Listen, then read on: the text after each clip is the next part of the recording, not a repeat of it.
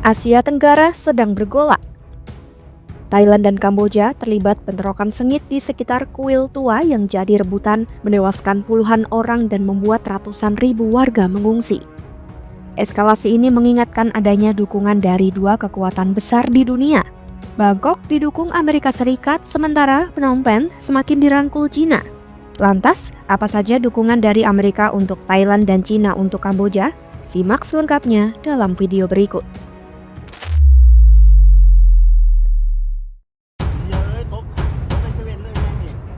Konflik antara Thailand dan Kamboja meletus pada Kamis 24 Juli 2025 setelah kekerasan pecah di sekitar kuil kuno Prasat Tam Wen Tom yang menjadi wilayah sengketa.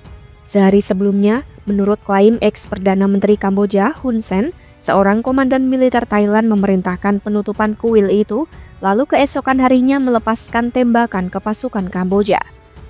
Versi ini dibantah oleh pihak Thailand yang kemudian menuduh Kamboja sebagai pihak yang pertama kali menyerang dengan menembakkan roket ke wilayah sipil di 4 provinsi Thailand. Serangan itu membuat Thailand merespons dengan meluncurkan serangan udara menggunakan jet F-16. Kamboja mengeklaim mereka baru membalas serangan sekitar 15 menit setelah ditembaki lebih dulu oleh tentara Thailand. Sejak bentrokan pecah, pertempuran terus berlangsung selama beberapa hari. Setidaknya 34 orang dilaporkan tewas dan lebih dari 166.000 orang terpaksa mengungsi, 131.000 di Thailand dan 35.000 di Kamboja. Thailand dan Kamboja sudah lama berselisih soal wilayah yang diperebutkan sejak masa penjajahan Perancis lebih dari 100 tahun lalu. Perselisihan terbaru ini mempertemukan Thailand, sekutu lama AS dengan pengalaman militer puluhan tahun melawan Kamboja, yang militernya masih muda dan punya hubungan dekat dengan Cina. Melansir CNN, Thailand merupakan sekutu perjanjian AS sejak 1954. Menurut Departemen Luar Negeri AS, status ini dimulai setelah ditandatanganinya Pakta Pertahanan Kolektif Asia Tenggara atau yang dikenal sebagai Pakta Manila. Saat Perang Vietnam, Thailand menjadi tuan rumah bagi pangkalan udara AS, termasuk untuk pesawat pengebom B-52, dan mengirim puluhan ribu tentaranya untuk membantu Vietnam Selatan yang didukung AS. Hubungan Thailand-AS sangat erat. AS menganggap Thailand sebagai sekutu utama non-NATO. Artinya, Thailand mendapat berbagai keuntungan, termasuk dukungan militer dan akses persenjataan dari AS selama bertahun-tahun. Thailand dan Komando Indo-Pasifik AS juga rutin mengadakan latihan militer tahunan Cobra Cult sejak 1982. Ini adalah latihan militer multinasional tertua di dunia. Selain itu, Thailand dan AS mengadakan lebih dari 60 latihan bersama setiap tahun, dan Thailand rutin dikunjungi lebih dari 900 pesawat serta 40 kapal perang AS setiap tahunnya. Meski punya sejarah panjang dengan AS, dalam beberapa tahun terakhir Thailand juga menjalin hubungan lebih erat dengan Cina. Ini menjadi upaya menjaga keseimbangan dan tidak terlalu bergantung pada satu pihak. Berkat dukungan AS, Angkatan Udara Thailand dilengkapi dengan 11 jet tempur modern Gripen dari Swedia dan puluhan jet F-16 serta F-5 buatan AS. Di darat, mereka memiliki puluhan tank termasuk 60 tank VT-4 buatan Cina dan ratusan tank buatan AS. Artilerinya juga kuat dengan lebih dari 600 unit termasuk 56 meriam 155 mm dan lebih dari 550 meriam 105 mm. Untuk helikopter, Thailand memiliki helikopter serang Cobra dan 18 unit helikopter angkut Black Hawk yang semuanya buatan AS. Menanggapi konflik terbaru, pada Sabtu 26 Juli 2025 di Truth Social, Presiden AS Donald Trump mengatakan ia sudah berbicara dengan penjabat Perdana Menteri Thailand, Phumtham Wechayachai. Trump menulis bahwa Thailand seperti Kamboja menginginkan gencatan senjata dan perdamaian segera, dan ia akan menyampaikan hal itu kepada Perdana Menteri Kamboja.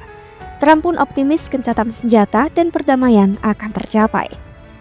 Menurut Institut Internasional untuk Studi Strategis atau IISS, militer Kamboja baru dibentuk pada 1993 setelah digabungkannya pasukan pemerintah komunis dan dua kelompok tentara non-komunis.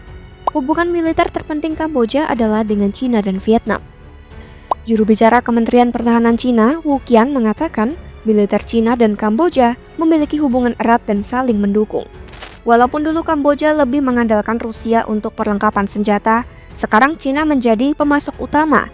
Cina bahkan membangun pangkalan angkatan laut di Kamboja, tepatnya di pangkalan angkatan laut Ream di Teluk Thailand, yang menurut para analis bisa menampung kapal induk Cina. Pada Mei 2025, Kamboja dan Cina menggelar latihan militer gabungan Golden Dragon ke-7. Ini merupakan latihan terbesar sejauh ini dengan latihan tembak langsung. Phnom Penh juga dilaporkan telah memberikan Cina akses ke pangkalan angkatan laut Ream. Hubungan militer kedua negara ini pun diprediksi akan semakin kuat pada 2025. Merespons eskalasi terbaru ini, Menlu Cina Wang Yi menyatakan Cina akan terus berusaha untuk berperan dalam meredakan ketegangan. Pernyataan ini disampaikan saat pasukan Thailand dan Kamboja masih terlibat dalam baku tembak di perbatasan untuk hari kedua. Wang Yi pun menyalahkan penjajahan Barat sebagai penyebab konflik ini. Ia menyatakan Cina mendukung upaya ASEAN untuk menengahi dan mendorong dialog, konsultasi, serta penyelesaian politik yang sesuai dengan cara ASEAN. Sebagai negara tetangga yang bersahabat dengan kedua negara, Cina akan mempertahankan posisi yang adil serta aktif terlibat dalam upaya meredakan situasi.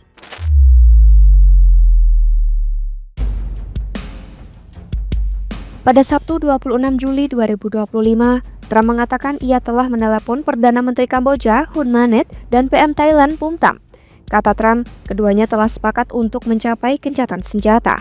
Trump pun menegaskan ia tidak akan menegosiasikan perjanjian perdagangan dengan Kamboja dan Thailand sampai mereka menghentikan pertempuran. Departemen Luar Negeri AS juga menyebut Menlu Marco Rubio telah berbicara melalui telepon dengan rekan-rekannya di Thailand dan Kamboja. Rubio mendesak mereka untuk segera menurunkan ketegangan dan menyepakati akhir dari konflik tersebut. Kamboja menyatakan sepenuhnya mendukung seruan Trump untuk gencatan senjata segera.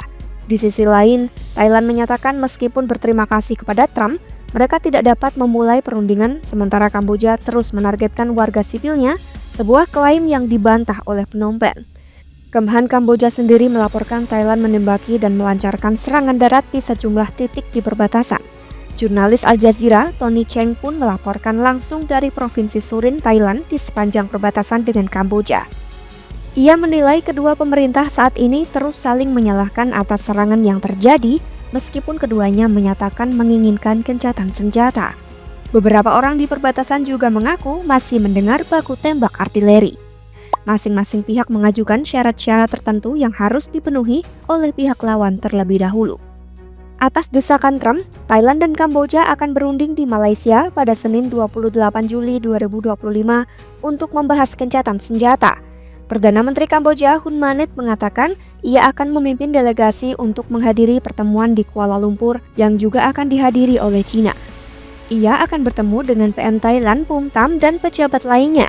Pertemuan tersebut dijadwalkan pukul 15.00 waktu Malaysia. Melalui media sosialnya, Hun Manet menyatakan tujuan pertemuan ini untuk mencapai gencatan senjata yang diprakarsai oleh Trump dan disetujui oleh Perdana Menteri dari kedua pihak. Konflik Thailand-Kamboja menunjukkan sengketa regional di Asia Tenggara dapat memicu keterlibatan kekuatan besar dunia.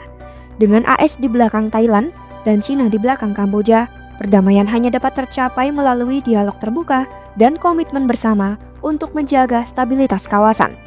Apakah perundingan keduanya akan membawa perdamaian? Pantau terus perkembangan konflik Thailand dan Kamboja hanya di YouTube Kompas.com.